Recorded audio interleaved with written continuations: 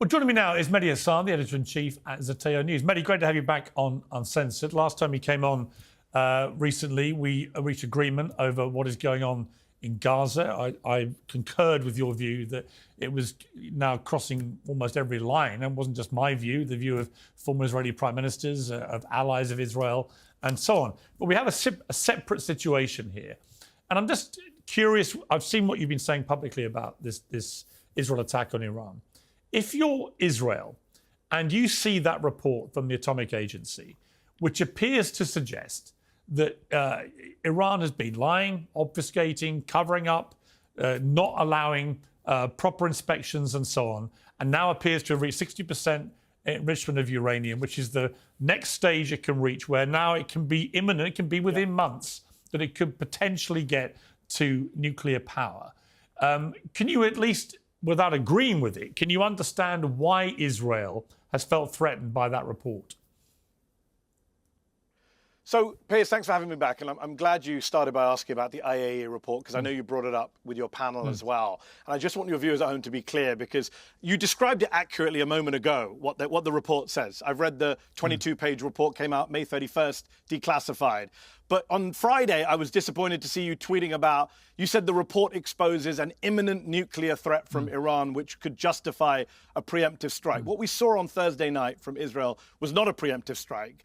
It was a preventive strike, which is illegal under international law. It's what George Bush and the neocons claimed the Iraq war was against Saddam Hussein, which you and I opposed, rightly so.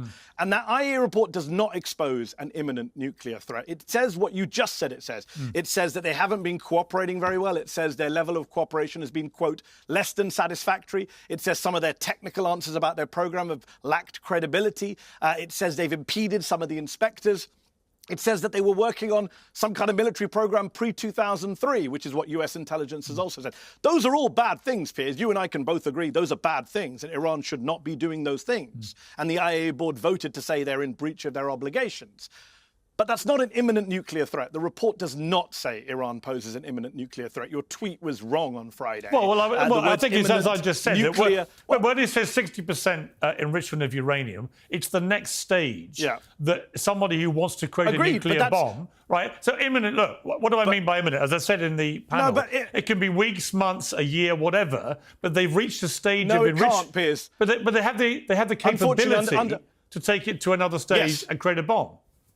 Yes. So let's find more agreement between us. I agree. That is capability, right? They have enough highly enriched uranium to build up to 9 bombs, I believe. They have 400 kilograms of uranium. So that is an imminent threat if it's in the wrong hands, right? We can agree on that. No, it's not. No, but why not? No, because unfortunately, having a civil nuclear program is totally fine. Having enriched uranium is fine. The issue is if you weaponize it and have a weapons program. And Tulsi Gabbard, no friend of radical Islam, Donald Trump's director of national intelligence, said in March that the US intelligence community's consensus view is that Iran is not building a nuclear weapon, does not have a nuclear weapon, has not authorized a nuclear weapons program. The IAEA, Piers, in that report, you must have seen the line in their summary, said there are no credible indications of an ongoing, undeclared, structured nuclear program. Even the IAEA says there's no nuclear weapons program. Their boss, the IAEA chief, Piers, said last week, you cannot attack nuclear facilities in Iran. So, no, it's not an imminent threat. And under international law, Piers, this is the key point.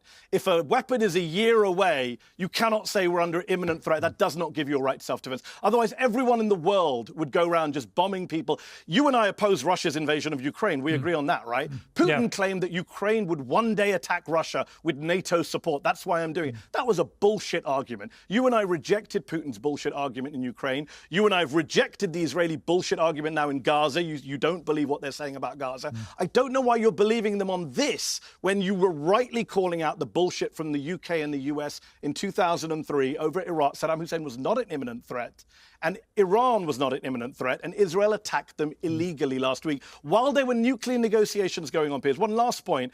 If Israel cared about stopping a nuclear weapon, you would go back into a nuclear deal that prevents Iran from a weapon. And guess who they killed on Thursday night? Not just generals, Piers. They killed Ali Shamkhani, the lead nuclear negotiator who was supposed to be in Oman yesterday with the Americans and who went on NBC a month ago and said, we're very close to a deal, we're willing to give up highly enriched uranium. But Trump did say, didn't he? Trump did say, but hang on the deal, Trump said, look, you've got 60 days, right? And Israel attacked on day 61.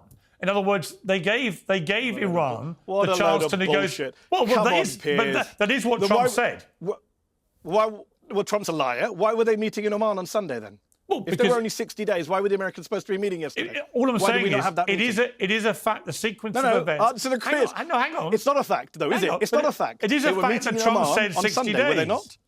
It is a fact he said 60 days. But that's a lie, because but that wasn't a 60 days, otherwise we bomb you. That was Netanyahu. By the way, let's be clear. I agree. Netanyahu wants this war more than Trump. I agree. I'm just saying that Netanyahu did wait. He did wait till day 61 of Trump's 60 days get a deal done.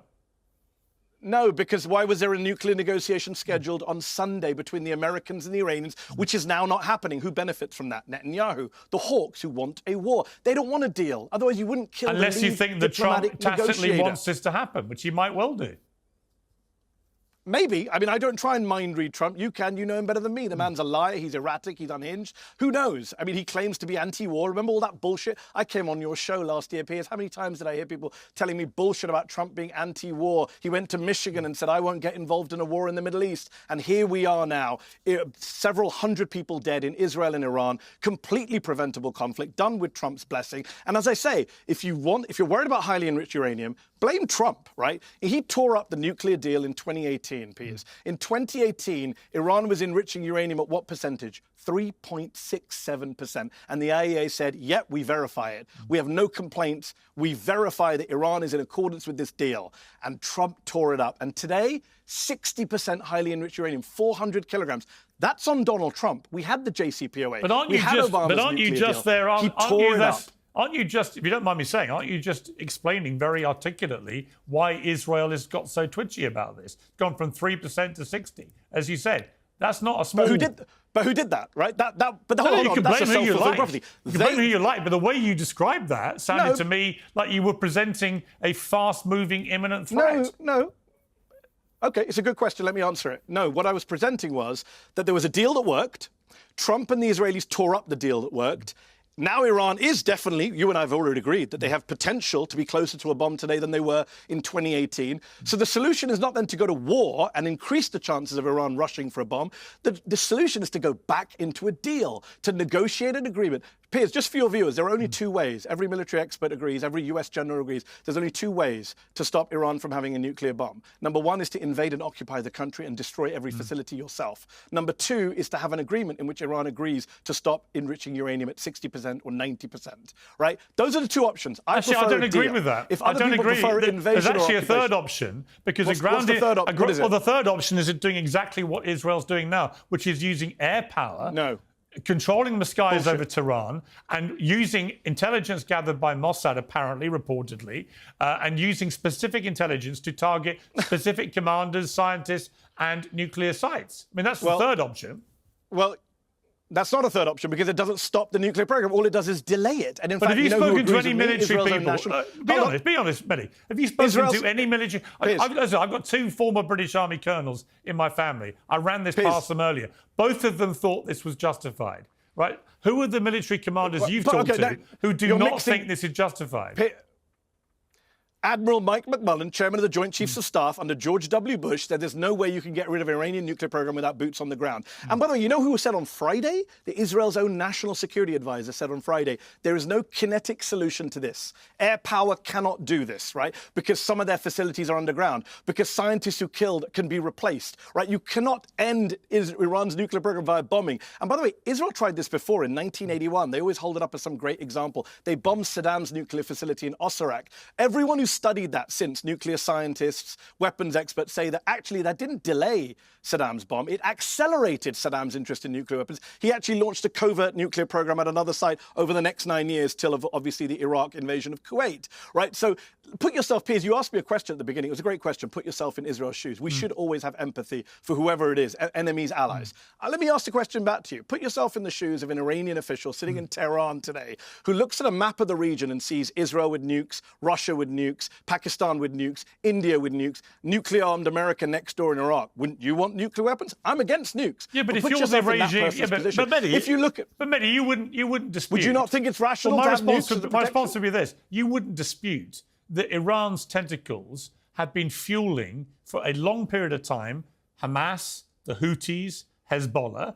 And I presume you wouldn't also dispute that the tactical attack on Hezbollah through the pages, 3,000 of them targeted in a very precise way, that has led to Hezbollah basically. Well, it's led to Hezbollah basically throwing the towel in and saying we're not going to get engaged in this war with Iran, which is a very significant moment in this whole war. I would argue. If your question is, has Israel degraded Iran's supports abroad, its proxies, 100%. But that's irrelevant to the rightness or wrongness of this. I'm asking you to put yourself in the position but all those proxies want to kill Iranian Israelis, government. Right? So that's why I think that Israel has a right. Well, let's not get... Well, as you've agreed, Israel's doing much of the killing right now. But let me just ask you this. Again, Ukraine gave up nukes, got invaded. Saddam Hussein gave up nukes, got invaded and executed. Gaddafi gave up chemical weapons, got invaded, raped and killed. Again, if you're the Iranians, are you not looking at this thinking, this means we need nukes? I would rather not give them an incentive to go get nuclear weapons. I'm anti-nuclear weapons for anyone.